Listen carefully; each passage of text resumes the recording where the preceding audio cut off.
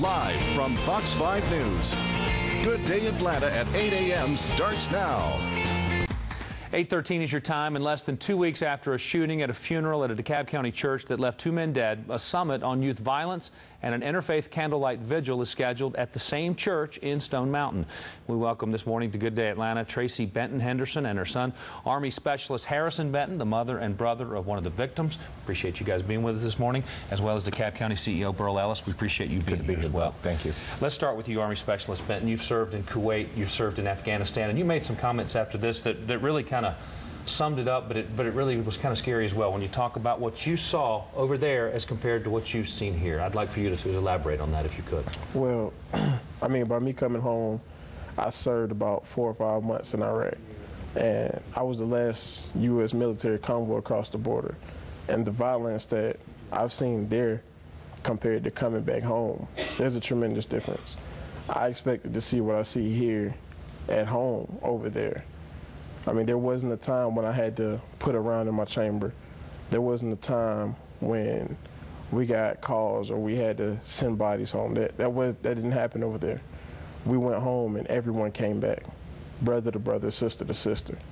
And I come home and I lose a family member, my brother, my blood. You know, I feel like it's more serious here. We need more parents. We need more teachers.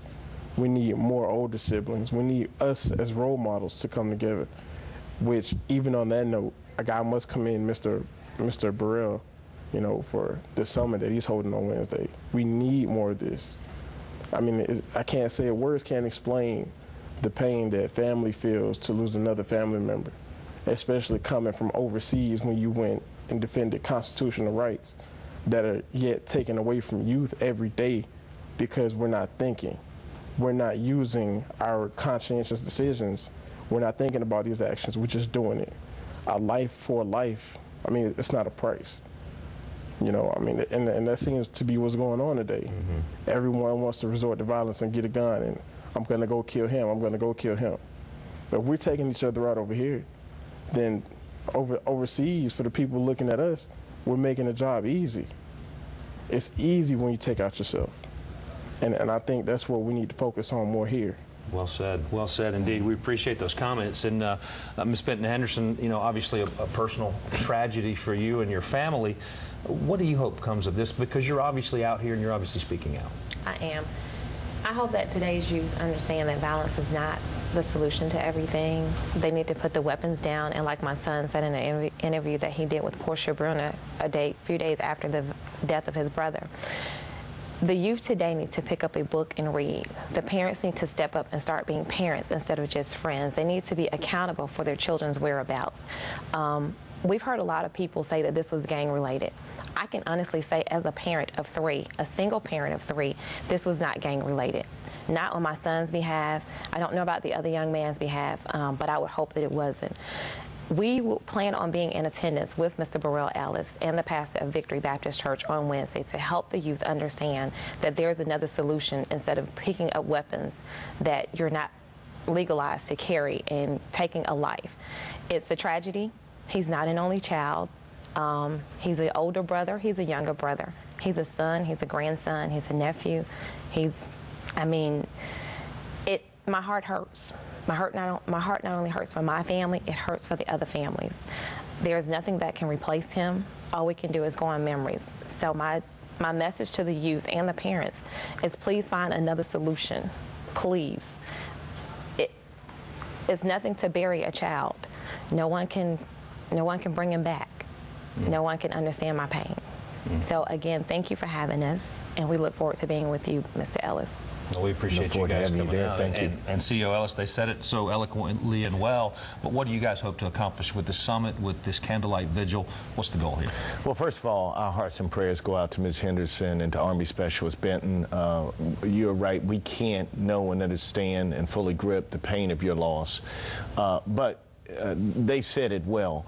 We've got to get into the hearts and into the minds of young people. We've got to help them to understand that violence is not the answer, that violence is not cool, that we have to put the weapons down, that there is a value placed on life, that it is a precious gift of God, that there is a better way to resolve conflict than to resort to violence. Anyone can resort to violence. That's easy. But to work things out in a constructive, nonviolent fashion, the way of Dr. King, it just makes sense. It adds to the value of life. And so what we want to accomplish on Wednesday, June 20th, we'll be gathering at 7 o'clock p.m. at Victory for the World Church, the location of the original shooting. In fact, the members were there to funeralize a 19-year-old who was the victim of shooting himself. So that was a tragic occasion in and of itself.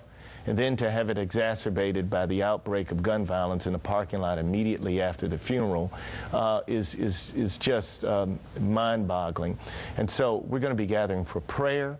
We're going to be gathering to heal. We're going to be gathering to learn from this incident and to move forward as a community, working together in a more constructive way, in a higher way, the way God would call us to move forward. This is the only way that we can really change. We can't build enough prisons. We can't build enough police precincts or hire enough police officers. No local community can do that. This is larger than DeKalb County. This is a regional, state, and national issue, and we're taking it on at the site of an unfortunate incident.